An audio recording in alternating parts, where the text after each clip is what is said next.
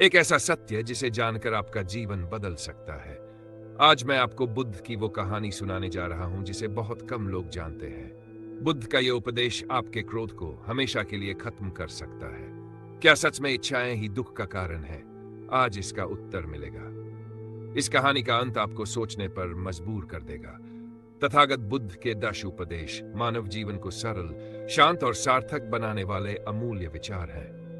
इस वीडियो में हम बुद्ध के ऐसे अनमोल उपदेशों को विस्तार से समझेंगे जो दुख, क्रोध, मोह और भ्रम से मुक्ति का मार्ग दिखाते हैं। यह पार्ट 3 विशेष है क्योंकि इसमें अंतिम उपदेश सबसे गहरा और जीवन बदलने वाला है। यदि आप मानसिक शांति, सही सोच और आध्यात्मिक विकास चाहते हैं तो यह वीडियो अवश्य देखें। वीडियो पसंद आए तो लाइक करें, कमेंट में अपना पसंदीदा उपदेश लिखें और चैनल को सब्सक्राइब जरूर करें। नामो बुद्धाय, जय भीम साथियों। तथागत बुद्ध के 10 उपदेश खुशहाल जीवन के लिए अनमोल विचार। तथागत बुद्ध के 10 उपदेश वैसे तो बहुत है, लेकिन कुछ मुख्य उपदेश जैसे जीवन में दुख अनिवार्य है, तृष्णा और इच्छाएं दुख का कारण है, आत्मज्ञान प्राप्ति के लिए ध्यान और साधना जरूरी है, अहिंसा का पालन करें, सच्ची स्वतंत्रता मानसिक शांति में है, हर चीज अस्थायी है, इसे समझें, सत्य बोलें और शुद्ध आचरण रखें, आत्मनिर्भर बने, मोह माया से दूर रहे, संसार में संतुलन और मध्य मार्ग अपनाएं। हम इस कहानी में आगे देखेंगे भगवान बुद्ध के अन्य नाम, तथागत बुद्ध के 10 उपदेश, तथागत बुद्ध के उपदेश हिंदी में, तथागत बुद्ध के सुविचार, तथागत बुद्ध की किताबें, भगवान बुद्ध के अनमोल वचन और अंत में निष्कर्ष को जानेंगे। इतिहास में कई ऐसे महापुरुष हुए हैं जिनके सिद्धांत और उपदेश आज भी लोगों के बीच प्रचलित है। इन महापुरुषों में एक नाम तथागत बुद्ध का भी है। तथागत बुद्ध की जीवनी हर किसी के लिए प्रेरणादायक रही है और आज भी है। उनके कई उपदेश हैं जो लोगों के जीवन का मार्गदर्शन करते हैं। यहाँ हम तथागत बुद्ध के 10 उपदेश और भगवान बुद्ध के अन्य नामों के बारे में बता रहे हैं। साथ ही बुद्ध के प्रेरक विचार और गौतम बुद्ध की किताबों के बारे में भी जानकारी दे रहे हैं। तथागत बुद्ध का जीवन परिचय पिछली वीडियो पार्ट 2 में जाना होगा, लेकिन थोड़े शब्दों में बताएंगे। तथागत बुद्ध का जन्म लगभग 533 ईसा पूर्व लुम्बिनी, नेपाल में हुआ था। उनका बचपन का नाम सिद्धार्थ के नाम से जाने जाते थे और वह एक राजघराने के सदस्य थे। बचपन से ही उन्हें जीवन के दुख और अपूर्णता का एहसास हुआ। एक दिन उन्होंने 4 दृश्य देखे, वृद्ध, रोगी, मृतक और एक तपस्वी, जो उनके जीवन को पूरी तरह से बदल दिए। ये दृश्य सिद्धार्थ के दिल में गहरे सवाल उत्पन्न करने लगे कि जीवन में दुख का कारण क्या है और इससे कैसे मुक्ति पाई जा सकती है। सिद्धार्थ ने राजसी जीवन को त्याग कर ध्यान और तपस्या का मार्ग चुना और बोधगया में ध्यान की अवस्था में आत्मज्ञान प्राप्त किया। इसके बाद उन्होंने बुद्ध का उपनाम अपनाया और उन्होंने अपने अनुयायियों को जीवन के दुख और उसके समाधान के बारे में उपदेश दिए। महात्मा बुद्ध ने जो 10 प्रमुख उपदेश दिए, वे आज भी जीवन के विभिन्न पहलुओं को बेहतर समझने और शांति की प्राप्ति के लिए मार्गदर्शन प्रदान करते हैं। इन उपदेशों के माध्यम से वे हमें मानसिक शांति, अहिंसा और सही आचरण के महत्व को समझाते हैं। भगवान बुद्ध के अन्य नाम तथागत बुद्ध को उनके जीवन और उपदेशों के कारण विभिन्न नामों से जाना जाता है। आइए भगवान बुद्ध के अन्य नाम जानते हैं। पहला नाम गौतम बुद्ध। गौतम बुद्ध का नाम उनके परिवार से जुड़ा हुआ है। उनका जन्म शाक्य जाति के गौतम कुल में हुआ था। इस कारण से उन्हें गौतम नाम से जाना जाता है। सिद्धार्थ गौतम ने बाद में बुद्धत्व प्राप्त किया और अपने ज्ञान को फैलाया। उनका यह नाम उनके परिवार और वंश का प्रतीक है, जो उनके जीवन और शिक्षाओं के बारे में महत्वपूर्ण जानकारी देता है। दूसरा नाम तथागत। भगवान बुद्ध के अन्य नाम में तथागत भी शामिल है। तथागत शब्द का अर्थ है जो जैसा है वैसा ही है, या जो सत्य को जानने वाला है। यह नाम भगवान बुद्ध ने अपने लिए स्वीकार किया था क्योंकि उन्होंने सत्य और सच्चाई को पूरी तरह से अनुभव और समझ लिया था। यह नाम उनकी आत्मज्ञानी अवस्था और उनके द्वारा प्राप्त बोध के प्रतीक के रूप में प्रयोग किया गया। तथागत शब्द से यह भी संकेत मिलता है कि वे किसी अन्य भगवान के रूप में नहीं, बल्कि एक सामान्य मानव के रूप में आत्मज्ञान प्राप्त करने वाले व्यक्ति थे। तीसरा नाम शाक्य मुनि। शाक्य मुनि नाम शाक्य और मुनि शब्दों से मिलकर बना है। शाक्य भगवान बुद्ध के कुल का नाम था। और मुनि का अर्थ है साधु या तपस्वी। इस नाम का अर्थ है शाक्य वंश का तपस्वी या शाक्य वंश का महान साधु। ये नाम भगवान बुद्ध के तपस्वी जीवन और उनके शाक्य वंश के महत्व को दर्शाता है। चौथा नाम बुद्ध। बुद्ध शब्द का अर्थ है जागृत या जो जाग गया हो। भगवान बुद्ध को ये नाम इसलिए मिला क्योंकि उन्होंने आत्मज्ञान प्राप्त किया और वे सत्य के प्रति जागरूक हो गए थे। बोधि वृक्ष के नीचे ध्यान करके उन्होंने सच्चाई का अनुभव किया और तब से वे बुद्ध के रूप में प्रसिद्ध हो गए। ये नाम उनके जागरण, ज्ञान और समझ को व्यक्त करता है जो उन्होंने संसार के दुख और उसके निवारण के उपायों को समझकर अपने अनुयायियों को सिखाया। तथागत बुद्ध के 10 उपदेश।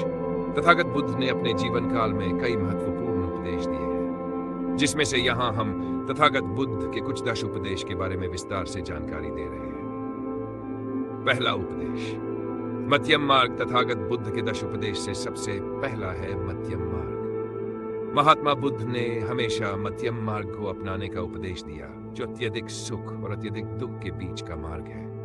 इसका उद्देश्य न तो अत्यधिक भोगवाद और न ही अत्यधिक तपस्या है, बल्कि संतुलित जीवन जीने का मार्ग है। यह मार्ग व्यक्ति को मानसिक शांति और आत्मनियंत्रण की दिशा में मार्गदर्शन करता है। 4 आर्य सत्य। तथागत बुद्ध के 4 उपदेश तथागत बुद्ध के द्वारा बताए गए 4 आर्य सत्य को आसान शब्दों में समझते हैं, यानी 4 वास्तविकता को जानेंगे, जिसमें पहली वास्तविकता है दुख जीवन का अनिवार्य हिस्सा है। जीवन में दुख हमेशा रहेगा। हर इंसान को कभी कभी दुख का सामना करना पड़ता है। दुख जीवन का अनिवार्य हिस्सा है, जैसे बीमारी, बुढ़ापा और मृत्यु। दूसरी वास्तविकता है दुख का कारण। तथागत बुद्ध कहते हैं कि प्रत्येक दुख का कोई न कोई कारण अवश्य होता है। जैसे दुख का मुख्य कारण हमारी इच्छाएं, तृष्णा और वासनाएं हैं। जब हम बहुत कुछ चाहते हैं या किसी चीज के लिए अटका रहते हैं तो दुख पैदा होता है। तीसरी वास्तविकता है दुख को दूर किया जा सकता है। ऐसा नहीं है कि यदि कोई दुख है तो उसे दूर नहीं किया जा सकता, उसे दूर भी किया जा सकता है। आसान शब्दों में दुख का समाप्ति में यह कहा गया है कि दुख का अंत किया जा सकता है। अगर हम अपनी इच्छाओं और वासनाओं को नियंत्रित करें तो दुख से मुक्ति मिल सकती है। चौथी वास्तविकता है कि दुख को दूर करने के रास्ते पर चलना ही जान है, यानी दुख के समाप्ति का मार्ग दुख को समाप्त करने का एक तरीका है जो अष्टांगिक मार्ग में है। इसमें 8 ऐसे कदम होते हैं जो हमें सही जीवन जीने में मदद करते हैं और हमें सुख, शांति और आत्मज्ञान की ओर ले जाते हैं। तथागत गौतम बुद्ध का दूसरा उपदेश अष्टांगिक मार्ग। अष्टांगिक मार्ग वह मार्ग है जो आत्मसंवर्धन और मानसिक शांति प्राप्त करने के लिए 8 चरणों का अनुसरण करने की सलाह देता है, जो इन 8 चरणों में शामिल है। पहला चरण सही दृष्टिकोण, जीवन और संसार को सही तरीके से देखना और समझना। दूसरा चरण सही उद्देश्य, अच्छे और सकारात्मक उद्देश्यों के साथ कार्य करना। तीसरा चरण सही भाषण, सही शब्दों का प्रयोग करना, दूसरों को न हर्ट करना। चौथा चरण सही आचरण, अच्छे कर्म करना, जैसे दूसरों को नुकसान पहुंचाना। 5वां चरण सही आजीविका, सही तरीके से कमाई करना, कोई गलत या हिंसक काम न करना। 6वां चरण सही प्रयास, सकारात्मक बदलाव और आत्मसंवर्धन के लिए प्रयास करना। 7वां चरण सही स्मृति, अपने विचारों, शब्दों और कार्यों के प्रति जागरूक रहना। 8वां चरण सही ध्यान, ध्यान और मानसिक शांति के लिए सही तरीके से ध्यान लगाना। तो ये अष्टांगिक मार्ग है जिस पर अमल करेंगे तो दुखों से मुक्ति मिल सकती है। अब चलते हैं तथागत गौतम बुद्ध के तीसरे उपदेश में। हमने तथागत गौतम बुद्ध के अभी तक में 2 उपदेश को जाना। पहला मध्यम मार्ग और दूसरा अष्टांगिक मार्ग, और तीसरा उपदेश तथागत गौतम बुद्ध का है करुणा। तथागत बुद्ध के में करुणा भी शामिल है। तथागत बुद्ध ने करुणा को बहुत महत्वपूर्ण बताया। करुणा का मतलब है दूसरों के दुख को समझना और उनकी मदद करना। जब हम किसी के दर्द या परेशानियों को महसूस करते हैं और उनकी मदद करने की इच्छा रखते हैं तो वह करुणा कहलाती है। बुद्ध का कहना था कि हमें अपने आसपास के लोगों के दुखों में शामिल होकर उनकी मदद करनी चाहिए। इससे हम खुद में भी शांति और खुशी महसूस कर सकते हैं। तथागत गौतम बुद्ध के चौथा उपदेश अहिंसा। अहिंसा तथागत बुद्ध के उपदेशों में एक महत्वपूर्ण स्थान रखती है। इसका मतलब है किसी भी जीव के प्रति हिंसा से बचना और सभी के साथ दया, प्रेम और शांति से व्यवहार करना। अहिंसा केवल शारीरिक हिंसा से नहीं बल्कि मानसिक और वाचिक हिंसा से भी बचने का आह्वान करती है। जब हम दूसरों को कष्ट नहीं पहुंचाते और अपने शब्दों, कर्मों और विचारों से शांति फैलाते हैं, तो हम अहिंसा का पालन करते हैं। बुद्ध का मानना था कि अहिंसा से हम अपनी आत्मा को शुद्ध करते हैं और अपने जीवन में शांति और संतुलन ला सकते हैं। पांचवां उपदेश ध्यान है। ध्यान एक मानसिक अभ्यास है जिसमें व्यक्ति अपनी सोच और भावना पर पूरा ध्यान केंद्रित करता है। यह अभ्यास मानसिक शांति, आत्मनियंत्रण और आत्मज्ञान प्राप्त करने में मदद करता है। बुद्ध ने ध्यान को आत्मबोध और शांति पाने का एक महत्वपूर्ण साधन बताया। जब हम ध्यान करते हैं तो हम अपने मन को शांत करते हैं और अपने विचारों को स्पष्ट रूप से समझ पाते हैं। यह हमारे अंदर गहरी शांति और संतुलन लाता है, जिससे हम अपने जीवन को बेहतर तरीके से जी सकते हैं। छठवां उपदेश तथागत बुद्ध का परिवर्तनशीलता। बुद्ध ने बताया कि सब कुछ बदलता है और यह परिवर्तन अनिवार्य और स्थायी है। इसका मतलब है कि जीवन में हर चीज, चाहे वह सुख हो या दुख, हमेशा बदलती रहती है। इस उपदेश का उद्देश्य यह समझाना है कि हमें किसी भी परिस्थिति को स्थायी रूप से नहीं पकड़ना चाहिए। जब हम बदलाव को स्वीकार करते हैं तो हम जीवन के उतार चढ़ाव को बेहतर तरीके से झेल सकते हैं और मानसिक शांति प्राप्त कर सकते हैं। सातवां उपदेश त्याग। तथागत बुद्ध के 10 उपदेश का मतलब है त्याग अपनी इच्छाओं, भौतिक सुखों और सांसारिक चीजों से ऊपर उठकर आत्मिक उन्नति और शांति की ओर बढ़ना। बुद्ध ने बताया कि सच्ची स्वतंत्रता और मानसिक शांति केवल त्याग में ही छिपी है। जब हम अपनी अनावश्यक इच्छाओं और वासनाओं से मुक्त होते हैं तो हम अपने जीवन को सरल और संतुलित बना सकते हैं और अंदर से शांति और संतोष महसूस कर सकते हैं। संतोष।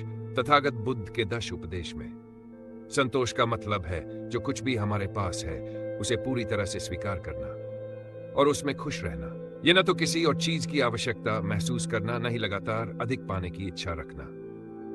बुद्ध ने बताया कि जीवन में संतोष ही असली खुशी की कुंजी है। जब हम अपनी वर्तमान स्थिति से संतुष्ट रहते हैं तो हम मानसिक शांति और संतोष प्राप्त करते हैं और बाहरी चीजों पर निर्भर रहने की आवश्यकता नहीं होती। संतोष से हम अपने जीवन को सरल और सुखी बना सकते हैं। नववां उपदेश आत्मज्ञान। आत्मज्ञान वह स्थिति है जब व्यक्ति अपने असली स्वभाव को पहचानता है और संसार के मिथ्या बंधनों से मुक्त हो जाता है। इसका मतलब है कि व्यक्ति समझता है कि उसका असली अस्तित्व इन भौतिक और सांसारिक चीजों से परे है। बुद्ध ने बताया कि आत्मज्ञान प्राप्त करने से व्यक्ति दुखों से मुक्त हो जाता है और उसे सच्ची शांति मिलती है। यह ज्ञान अंततः बोधिबुन ज्ञान या निर्वाण, दुख से मुक्ति की ओर मार्गदर्शन करता है। वीडियो में अंत तक बने रहें, आपको तथागत गौतम बुद्ध की अनमोल उद्देश्य को जानेंगे। और अगर चैनल में नए हैं तो वीडियो को लाइक और चैनल को सब्सक्राइब जरूर करें ताकि ऐसी ही वीडियो आप तक आती रहे। जो जीवन का अंतिम उद्देश्य है। 10वां उपदेश है क्रोध पर नियंत्रण रखो। तथागत बुद्ध का यह उपदेश हमें सिखाता है कि क्रोध मनुष्य का सबसे बड़ा शत्रु है। जब व्यक्ति क्रोधित होता है तो वह अपने विचारों, शब्दों और कर्मों पर नियंत्रण खो देता है। क्रोध न केवल मानसिक शांति छीन लेता है बल्कि संबंधों, निर्णयों और स्वास्थ्य पर भी नकारात्मक प्रभाव डालता है। बुद्ध कहते हैं, क्रोध को पकड़कर रखना ऐसा है जैसे आप किसी और पर फेंकने के लिए गर्म कोयला पकड़े हुए हैं, जिससे सबसे पहले आप ही जलते हैं। इसलिए बुद्ध का उपदेश है कि क्रोध को समझो, पहचानो और शांत मन से उसे नियंत्रित करो। ध्यान, गहरी सांसें और मौन का अभ्यास करने से व्यक्ति अपने भीतर शांति विकसित कर सकता है। जब मन शांत होता है तभी सच्ची बुद्धिमत्ता और करुणा का उदय होता है। तथागत बुद्ध के उपदेश इन हिंदी। महात्मा बुद्ध के विचार हमेशा से प्रेरक रहे हैं। यहाँ हम बुद्ध के प्रेरक विचार के बारे में बता रहे हैं। प्रमुख विचार और उद्धरण। तथागत बुद्ध के विचार जीवन में शांति, संतुलन और आत्मज्ञान प्राप्त करने के लिए प्रेरित करते हैं। उनके कई विचार आज भी लोगों के जीवन में प्रासंगिक हैं। यहाँ कुछ प्रमुख उद्धरण दिए जा रहे हैं। हम जैसा सोचते हैं वैसा बन जाते हैं। ये उद्धरण हमें यह समझाता है कि हमारे विचारों का हमारे जीवन पर गहरा प्रभाव पड़ता है। सकारात्मक विचार हमें सकारात्मक परिणामों की ओर ले जाते हैं। शांति अंदर से आती है, इसे बाहर से खोजने की कोशिश मत करो। बुद्ध ने बताया कि सच्ची शांति और संतुलन हमारे भीतर से उत्पन्न होते हैं, न कि बाहरी परिस्थितियों से। अतीत पर पछतावा मत करो, भविष्य की चिंता मत करो, वर्तमान में जियो।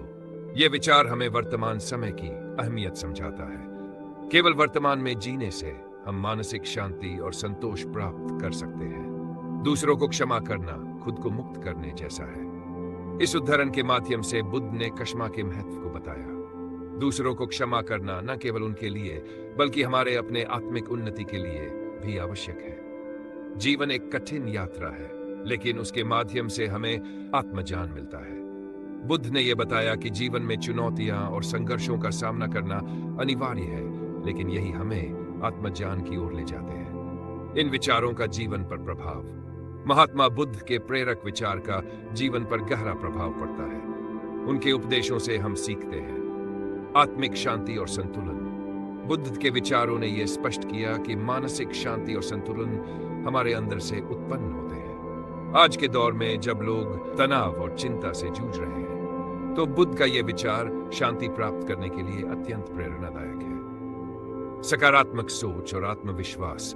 उनके विचारों में यह संदेश छिपा है कि अगर हम अपनी सोच को सकारात्मक बनाए रखें, तो जीवन में किसी भी चुनौती का सामना आसानी से कर सकते हैं। क्षमा और दया की भावना। बुद्ध का यह विचार हमें सिखाता है कि दूसरों के प्रति दया और क्षमा का भाव रखना हमारी आत्मिक उन्नति के लिए आवश्यक है। यही हमें सच्ची स्वतंत्रता और शांति की ओर मार्गदर्शन करता है। वर्तमान में जीने का महत्व। आज के तेज तर्रार जीवन में हम अक्सर अतीत और भविष्य की चिंता करते रहते हैं। बुद्ध का यह उपदेश हमें वर्तमान में जीने और उस पल को पूरी तरह से अनुभव करने के लिए प्रेरित करता है। संघर्षों को अवसर के रूप में देखना। बुद्ध के अनुसार जीवन में आने वाली समस्याएं और चुनौतियां हमें आत्मज्ञान और समझ की ओर ले जाती हैं। इस दृष्टिकोण से हम किसी भी समस्या को अवसर के रूप में देख सकते हैं, जो हमें आगे बढ़ने में मदद करती है। गौतम बुद्ध सुविचार। महात्मा बुद्ध के अनमोल विचार। पहला, क्रोध को पकड़कर रखना ऐसा है जैसे किसी और पर फेंकने के लिए गर्म कोयला पकड़ना। सबसे पहले आप ही जलते हैं। दूसरा, जो स्वयं को जीत लेता है वही सबसे बड़ा योद्धा है।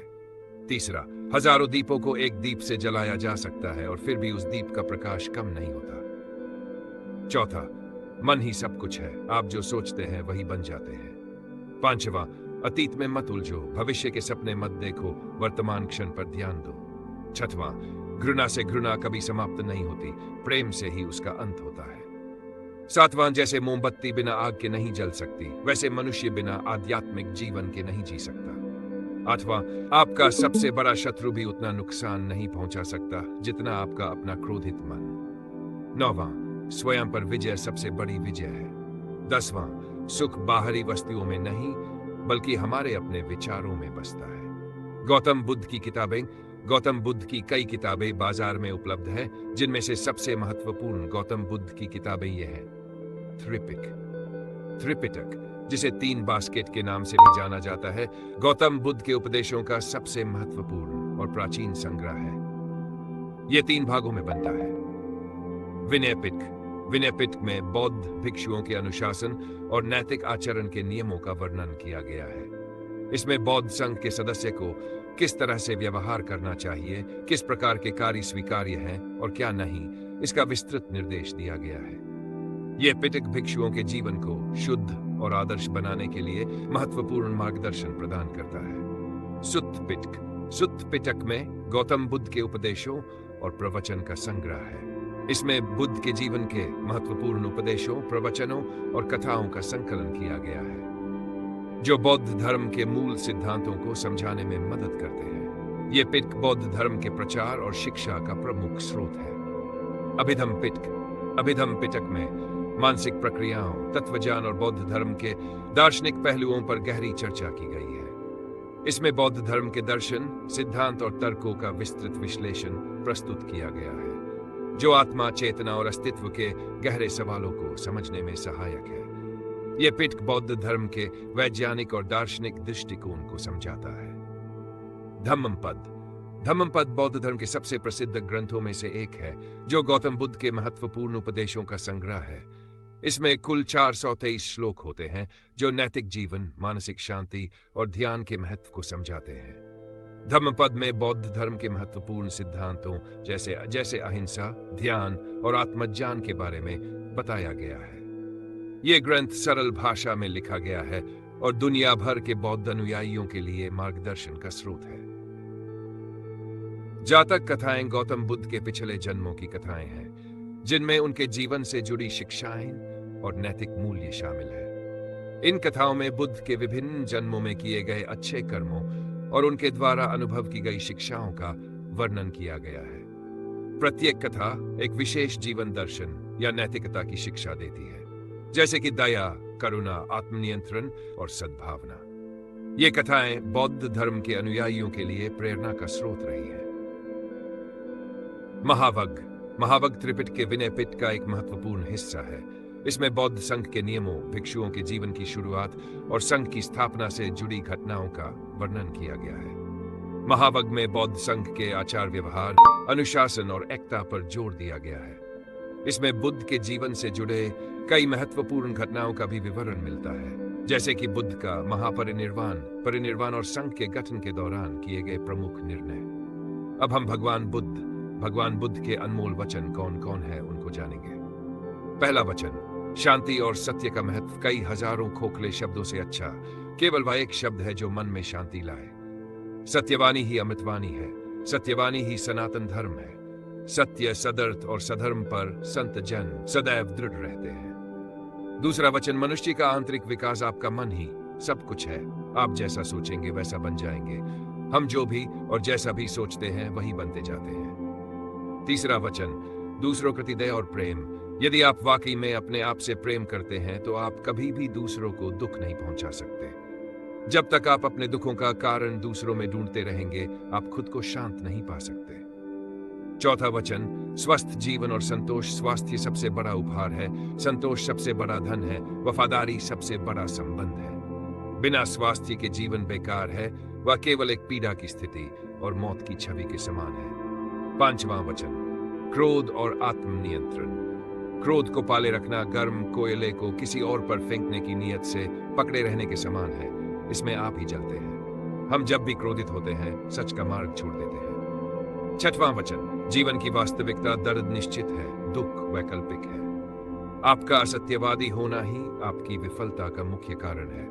सातवां वचन, आत्मनियंत्रण और आंतरिक शांति। हजारों लड़ाइयां जीतने से अच्छा है अपने आप को जीतना। फिर वह जीत तुम्हारी होगी जिसे कोई आपसे नहीं छीन सकता, न स्वर्गदूत, न राक्षस, न स्वर्ग, न नरक। क्रोध को पाले रखना गर्म कोयले को किसी और पर फेंकने की नीयत से पकड़े रहने के समान है। इसमें आप ही जलते हैं। निष्कर्ष, तथागत बुद्ध का जीवन और उनके उपदेश आज भी विश्व भर में लोगों के लिए प्रेरणा का स्रोत है।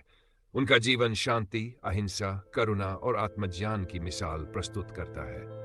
बुद्ध के विचार और उनकी किताबें जैसे त्रिपिटक, धम्मपद, जातक कथाएं और महावग हमें आत्मनियंत्रण, संतुलित जीवन और समाज के प्रति दया और करुणा की भावना को अपनाने की प्रेरणा देती है। हम आशा करते हैं कि इस वीडियो के माध्यम से आपको महात्मा बुद्ध के 10 उपदेश अपनाने में मदद मिली होगी। साथ ही आपने बुद्ध के प्रेरक विचारों और भगवान बुद्ध के अन्य नामों के बारे में भी जानकारी प्राप्त की होगी। वीडियो के अंत में आप मेरे चैनल को लाइक और शेयर करें और हो सके तो सच्ची कहानी हिंदी चैनल को सब्सक्राइब कर ले और बेल आइकन को प्रेस कर लीजिए, ताकि ऐसी ही प्रेरणादायक संतों, गुरुओं और महापुरुषों की सच्ची कहानियां हिंदी में आप तक सबसे पहले आ सकें। जाते जाते आज की इस यात्रा को एक छोटी सी अनुभूति के साथ समाप्त करना चाहता हूं। हमने अभी अभी तथागत गौतम बुद्ध के 10 उपदेशों को सुना, समझा और महसूस करने का प्रयास किया। ये उपदेश केवल इतिहास की धरोहर नहीं है, बल्कि आज भी उतने ही जीवंत, उतने ही सत्य और उतने ही प्रासंगिक है जितने हजारों वर्ष पहले थे। समय बदलता है, परिस्थितियां बदलती है, जीवन की गति बदलती है, लेकिन मनुष्य का मन, उसकी पीड़ा, उसकी खोज और उसकी शांति की आकांक्षा, ये सब लगभग वैसा ही रहता है। जीवन में हम सभी सुख चाहते हैं, सम्मान चाहते हैं, प्रेम चाहते हैं, सफलता चाहते हैं, परंतु इस चाहत की यात्रा में हम अक्सर भूल जाते हैं कि सुख कोई वस्तु नहीं है जिसे बाहर से पाया जाए, बल्कि वह एक अनुभूति है जो भीतर से जन्म लेती है। बुद्ध के उपदेश हमें बार बार इसी सत्य की ओर ले जाते हैं कि बाहर की दुनिया को जीतने से पहले हमें अपने भीतर की दुनिया को समझना होगा। सोचिए, जब हम क्रोध में होते हैं तब हमारा मन कैसा हो जाता है। धड़कन तेज हो जाती है, विचार उलझ जाते हैं, शब्द कठोर हो जाते हैं और बाद में पछतावा ही बचता है। बुद्ध का क्रोध पर दिया गया उपदेश हमें याद दिलाता है कि क्रोध किसी और को नहीं, सबसे पहले हमें ही जलाता है। यदि हम एक पल रुक जाएं, एक गहरी सांस ले लें और प्रतिक्रिया देने के बजाय समझने का प्रयास करें, तो शायद अनेक संघर्ष स्वतः समाप्त हो जाए। इसी प्रकार इच्छाओं का विषय भी अत्यंत गहरा है। इच्छाएं होना स्वाभाविक है, लेकिन जब इच्छाएं हमारी शांति को नियंत्रित करने लगती हैं, तब वे बंधन बन जाती है। हमें लगता है कि यह मिल जाएगा तो मैं खुश हो जाऊंगा, यह हो जाएगा तो जीवन बेहतर हो जाएगा। परंतु जैसे ही एक इच्छा पूरी होती है, दूसरी जन्म ले लेती है। बुद्ध का संदेश यह नहीं है कि इच्छाएं छोड़ दो, बल्कि यह है कि इच्छाओं के दास मत बनो। अपने भीतर इतना संतुलन विकसित करो कि उपलब्धि में अहंकार न हो और अभाव में निराशा न हो। आज हमने करुणा, अहिंसा, त्याग, जागरूकता, संतोष और समता जैसे अनेक विचारों को भी छुआ। ये शब्द सुनने में सरल लगते हैं, परंतु जीने में साधना मांगते हैं। करुणा का अर्थ केवल दया करना नहीं है, बल्कि दूसरों के दुख को समझना और उस समझ से व्यवहार करना है। अहिंसा केवल शारीरिक हिंसा से दूर रहना नहीं है, बल्कि शब्दों और विचारों में भी कोमलता लाना है। त्याग का अर्थ सब कुछ छोड़ देना नहीं, बल्कि उस आसक्ति को छोड़ना है जो हमें भीतर से कमजोर बनाती है। जीवन की सबसे बड़ी विडंबना यह है कि बाहर की उपलब्धियों के लिए वर्षों तक संघर्ष करते हैं, पर भीतर की शांति के लिए शायद ही कुछ समय देते हैं। हम शरीर को स्वस्थ रखने के लिए व्यायाम करते हैं, जान बढ़ाने के लिए पढ़ते हैं, संबंधों के लिए समय निकालते हैं, लेकिन मन को समझने के लिए रुकना भूल जाते हैं। बुद्ध का पूरा मार्ग हमें रुकना सिखाता है।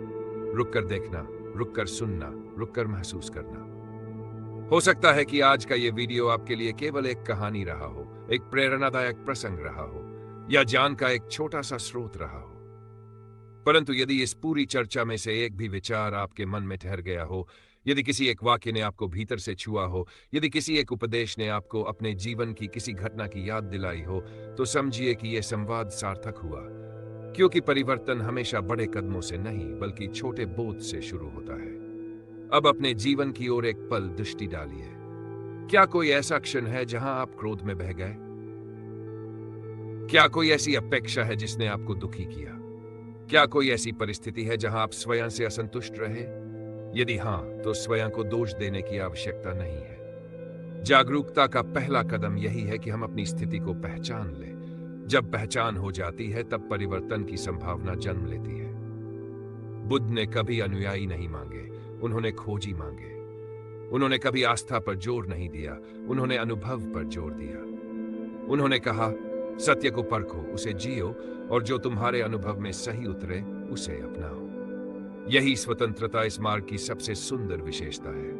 यहां कोई बंधन नहीं, केवल आमंत्रण है, स्वयं को जानने का आमंत्रण। शायद इस समय आप स्क्रीन के सामने बैठे हो, अपने कमरे में हो, यात्रा में हो, या दिन भर की थकान के बाद विश्राम कर रहे हो। लेकिन जहां भी आप हैं, एक छोटी सी मुस्कान के साथ ये याद रखिए कि जीवन केवल समस्याओं का संग्रह नहीं है। जीवन अनुभवों की यात्रा है, सीखने का अवसर है, और हर दिन एक नई शुरुआत का निमंत्रण है। मैं आपको जाते जाते एक छोटा सा संकल्प देने का आग्रह करना चाहता हूं। कल जब आप जागें, तो दिन की शुरुआत किसी शिकायत से नहीं, बल्कि एक सजग सांस से करें। दिन में किसी एक व्यक्ति के प्रति करुणा दिखाएं, किसी एक परिस्थिति में प्रतिक्रिया देने के बजाय समझने का प्रयास करें, और रात को सोने से पहले स्वयं से पूछें, आज मैंने क्या सीखा? यदि आप ये छोटा सा अभ्यास भी करते हैं, तो विश्वास मानिए, धीरे धीरे जीवन की दिशा बदलने लगेगी। क्योंकि जीवन का वास्तविक परिवर्तन बाहर से नहीं, भीतर से प्रारंभ होता है, और भीतर की ये यात्रा किसी एक दिन की नहीं, बल्कि निरंतर चलने वाली प्रक्रिया है। कभी आप आगे बढ़ेंगे, कभी ठहरेंगे, कभी भ्रमित होंगे, कभी स्पष्टता मिलेगी। यही यात्रा है, यही साधना है, यही जीवन है।